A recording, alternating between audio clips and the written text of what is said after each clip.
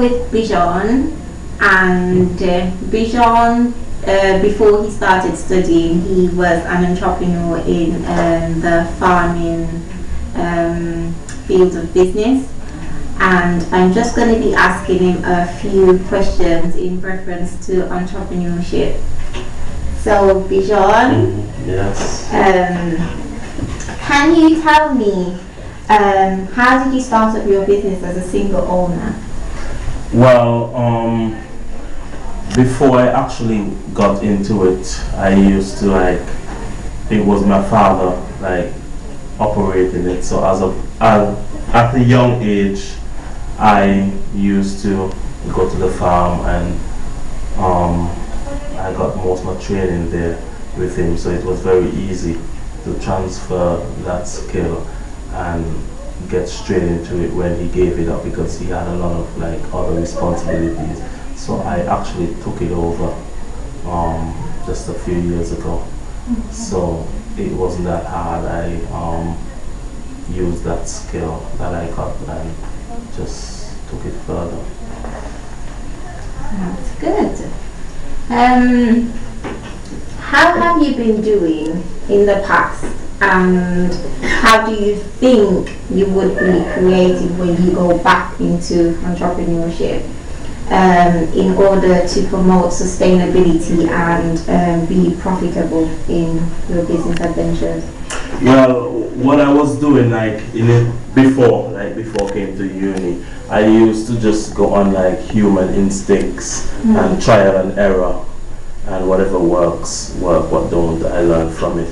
But being to university now, I would be able to take back skills that I have learned, and costing and all of that, and actually use that skill to enhance the efficiency of the business more. But I will be flexible as well towards the culture and whatever. So I think I would mix the two together and make it more sustainable. Okay. What sort of challenges do you think you face as an entrepreneur? Some of the challenges that I faced at home was resources, funding. It was kind of difficult to get funding to take the business further. Okay. But I think I've identified a lot of different funds and everything at home. So for when you go back, you mean? yeah, I think it will be a lot easier, because I've learned how to research better here from university. So I'll be able to research some more and find different ways of doing stuff. So I think it will be better. That's good. What sort of advantages do you think you've experienced during entrepreneurship? Well, advantages, I've learned people a lot more, because I've learned about people, what they like and what they don't like a lot more, because I realize when you be nice to people, you'll be nice to your customers, they actually buy more stuff from you.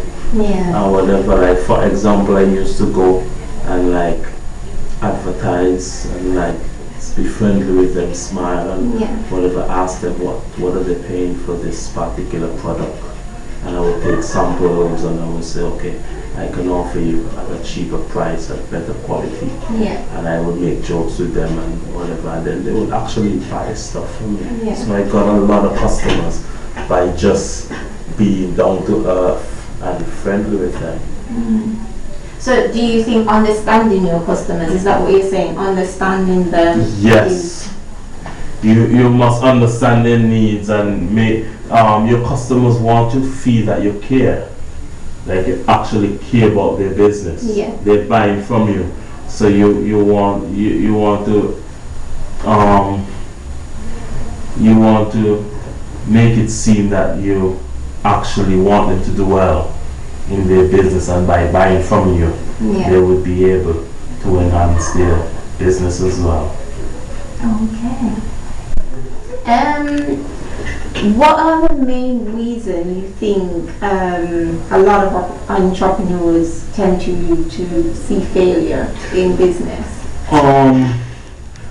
Part of the reason is that they don't understand the industry.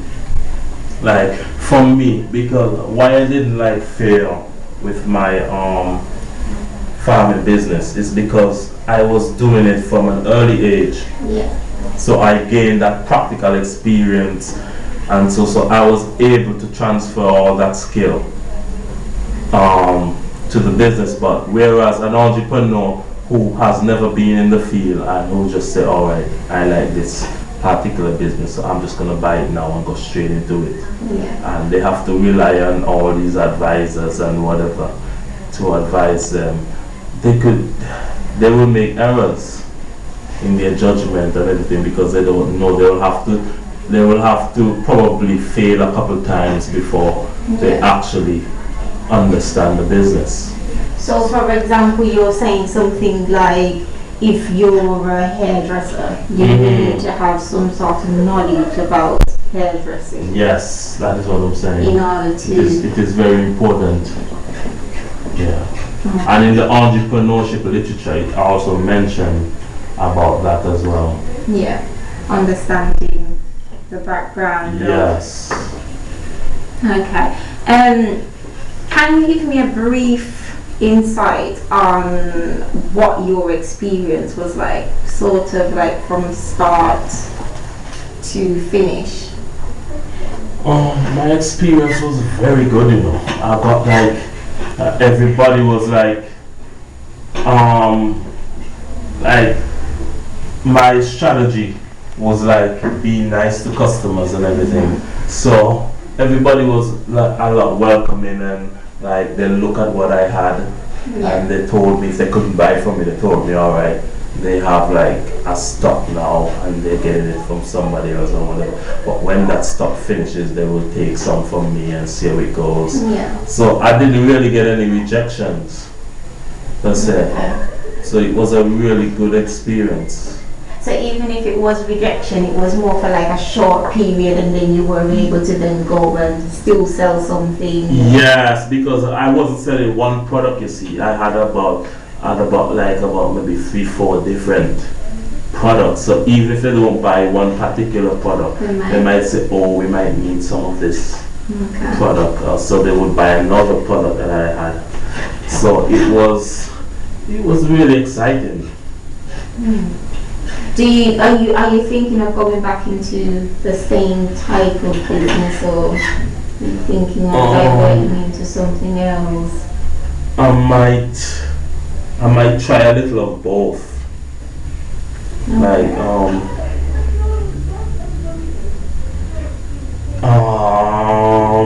it's hard to say now, but once I get back on the ground, I'll be able to analyze, get back with the customers, ask them what are the suppliers, and get a feedback from them, and then what's going on and how things have changed. Yes, and then I'll be able to see whether it would be profitable to go back into that particular business, or depends on what's going on there at the time, whether it will be more profitable to go into another business.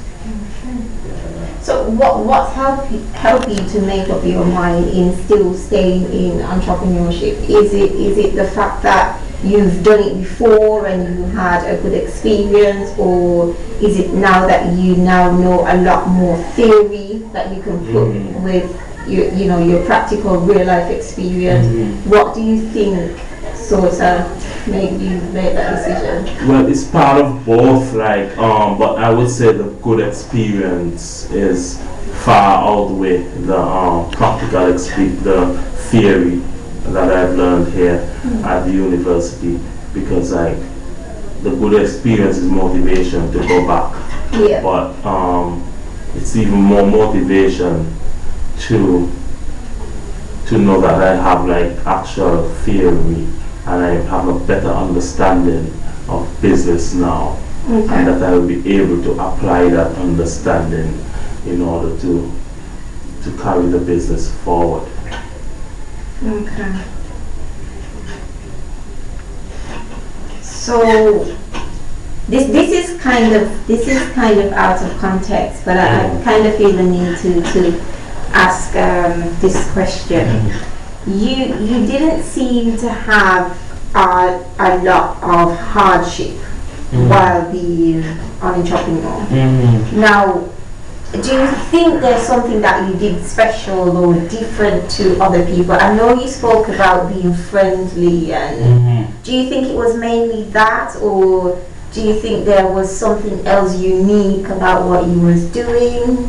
I think, to be honest with you, I think it was because like I was getting support from my father as well. Okay. Because he knew a lot about the business. Yeah, so you had that support system, so maybe if he was doing something wrong, or you had someone to give you that guidance and say, well, hey, how about doing so and so? This might be better. Yes, that is very important as well.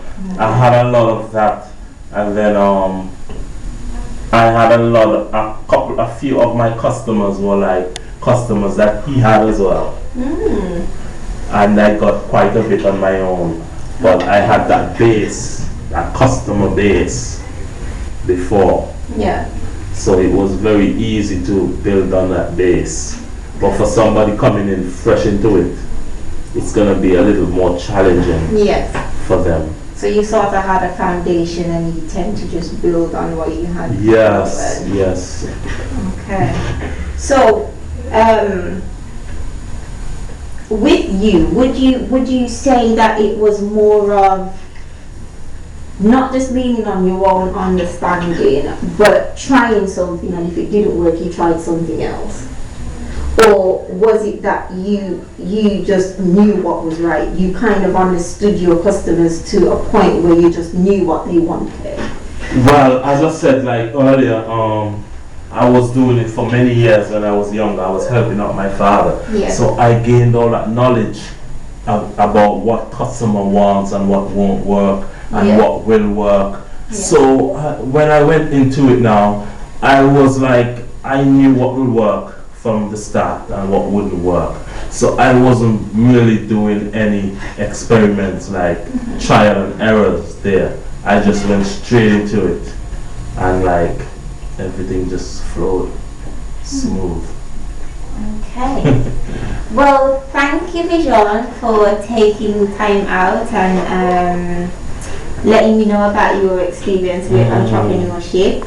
And we're going to wrap up for now, and hopefully the information that you've given to me will be of great use. Thank you. Definitely, and good luck with your project. Thank and all you. the best. Thank you.